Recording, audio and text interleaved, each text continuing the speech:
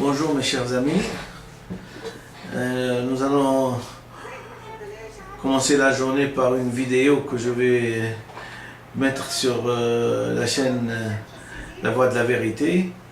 Et comme je vous ai promis que j'allais parler de la généalogie du mal, il m'a semblé important d'abord de commencer par le bien.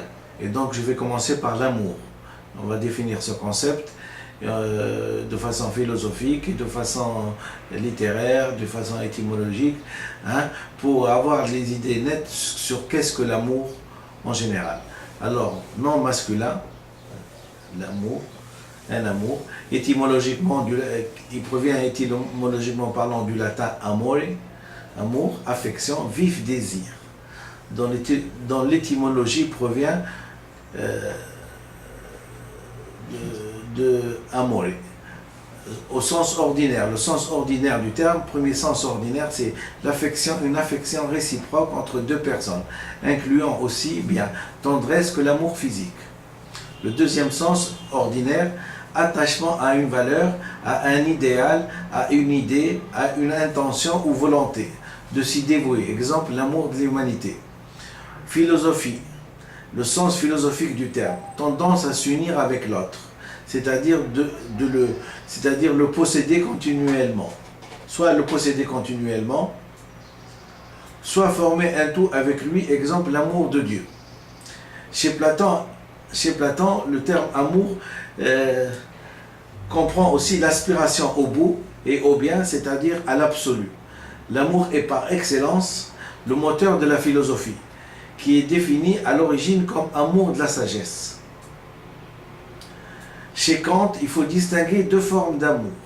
L'amour pathologique, lié à notre sensibilité, notre intérêt, et l'amour pratique aussi, souci véritable et désintéressé du bien de l'autre.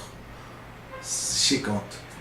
Chez Freud, il faut conférer le terme Eros, et donc je suis allé dans mes livres, terme par lequel les Grecs désignaient l'amour et le dieu de l'amour, Eros.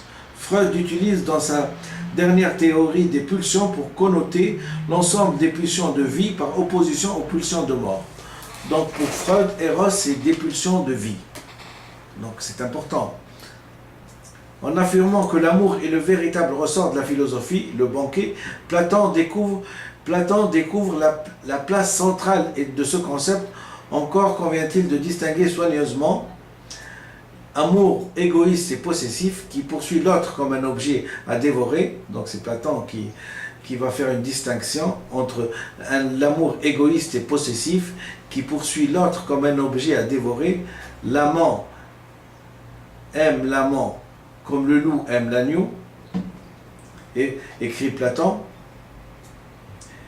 Et l'amour authentique qui dérive de la souffrance du désir et conduit l'âme jusqu'au banquet divin.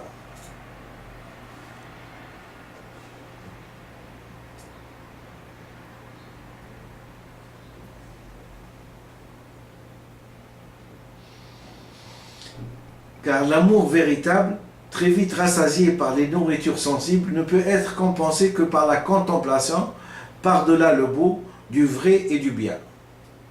C'est-à-dire qu'une fois que l'amour est rassasié, il y a un problème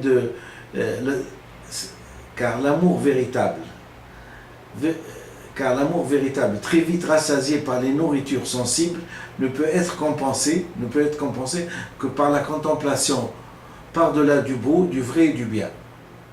Donc c'est le vrai, le beau et le bien qui est essentiel. Au-delà de la sensibilité physique de l'amour, mais on arrive à un moment donné où on est sensible à tout ce qui est beau, à tout ce qui est vrai, la vérité, tout ce qui est vrai, le beau, le vrai et le bien. La tradition philosophique reprendra généralement cette opposition entre l'amour passion égoïste et l'amour action altruiste.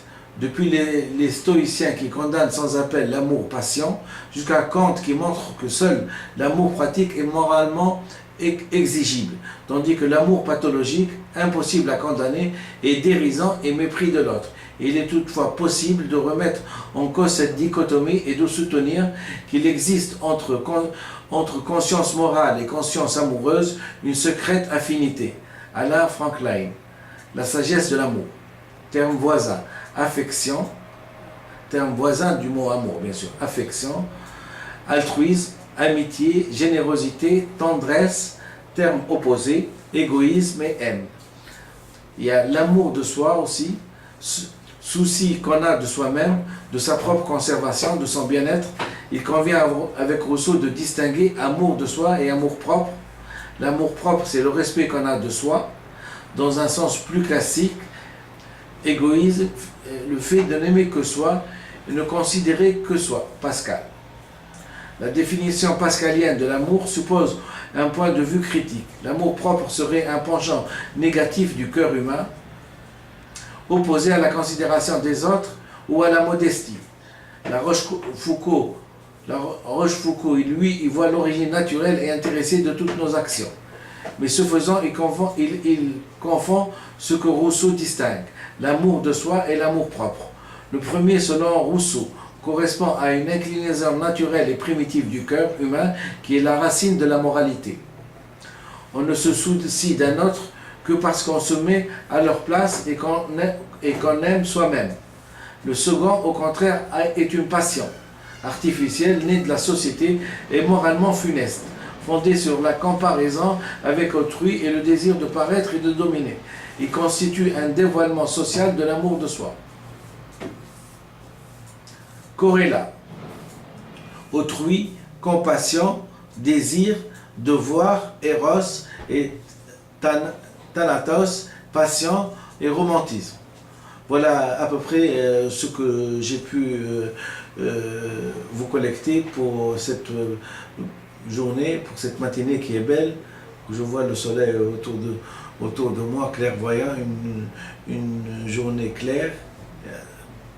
L'attachement à la Tunisie est vraiment ancré chez les Tunisiens, donc, comment on dit, la misère est moins pénible au soleil, comme aurait dit Aznavour. Donc il fait beau et j'ai pu vous collecter ça et j'espère que ça vous plaira. D'abord le fondement, le bon. On ne commence pas par la haine, bien qu'on va faire la généalogie du mal, hein, mais on a commencé d'abord par le bien, par le beau et par l'amour. Merci.